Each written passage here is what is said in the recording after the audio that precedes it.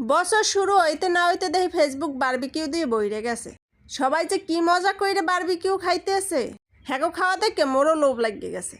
তবে হেরা যেহেতু বড় লোক তাই হেরা খাইতে আছে চিকেন বারবিকিউ, আর মুই হইলাম ভাই গরিব প্রো ম্যাক্স, তাই মুই খাইতে এলাম ফিশের বারবিকিউ।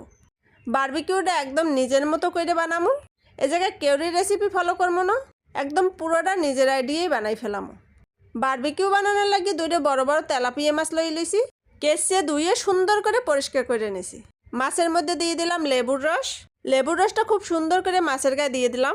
তারপরে দিয়ে দিলাম রসুন বাটা, সাথে দিয়ে দিলাম অল্প একটু জিরে বাটা, আর দিয়ে দিলাম সামান্য একটু আদা বাটা। এখানে আমি অল্প সামান্য বাটা মশলা দিয়ে দিছি, আর তার সাথে দিয়ে দিছি 2-3 চামচের মতো সয়া সস। তার সাথে দিয়ে দিলাম টমেটো সস। এখন দিয়ে দিলাম গোলমরিচের গুঁড়ো। গোলমরিচটা সুন্দর করে গুঁড়ো করে দিয়ে দিছি সামান্য একটু হলুদের গুঁড়ো। লগে দিয়ে দিছি বেশি করে লাল মরিচের গুঁড়ো, সামান্য একটু ভাজা ধনিয়ার গুঁড়ো আর ভাজা জিরে গুঁড়ো। এখন দিয়ে দিছি বারবিকিউ মশলা। যেহেতু বারবিকিউ বানাইতেছি তার জন্য বারবিকিউ মশলাটা মাস্ট দেওয়াই লাগবে। দিয়ে দিছি একটা ম্যাগিটা দেওয়ার কারণে বারবিকিউর স্বাদটা দ্বিগুণ বাইরে যাবে। দিয়ে দিছি সরিষার তেল পরিমাণ মতো। সরিষার তেল দেওয়ার কারণে বারবিকিউর স্বাদ ও ঘেরান দোনোটাই সুন্দর হইবে। এখন মাছের গায়ে সমস্ত মশলা সুন্দর করে মিক্স করে নিলাম। পুরো মাছের কণায় কণায় মশলাগুলো যেন সুন্দর করে ঢোকে তার জন্য আমি হাত দিয়ে সুন্দর করে মশলাগুলি মাছের গায়ে সুন্দর করে লাগাই দিচ্ছি, যেন মাছের কোনো কণা বাদ থাকে না। ও এই জায়গায় তো লবণ দিতে ভুলে গেছি, দেখছো সব মশলা দিয়ে দিছি কিন্তু লবণ দিতে ভুলে গেছি।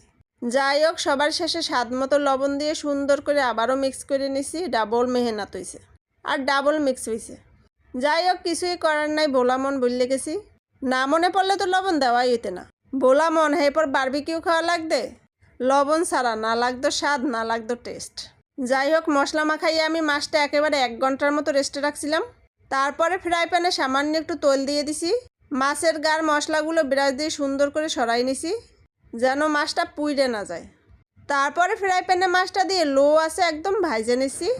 কিছুটা সময় নিয়ে মাছটা ভাইজে তারপরে এক পিঠ উল্টোই দিছি। উল্টোই আবার আমি মশলাটা গায়ে ব্রাশ করে দিয়ে দিছি।